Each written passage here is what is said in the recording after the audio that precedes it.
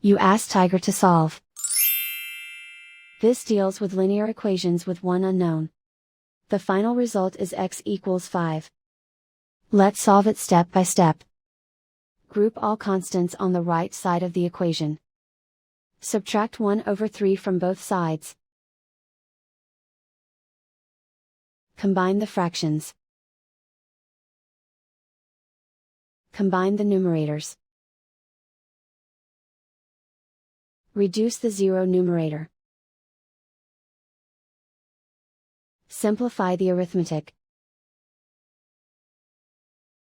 Combine the fractions. Combine the numerators. Simplify the fraction. Isolate the x. Multiply both sides by inverse fraction 5/1.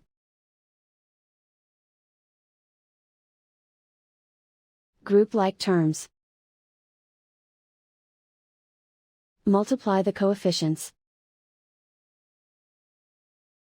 Simplify the fraction. Simplify the arithmetic. And so the final result is x equals 5.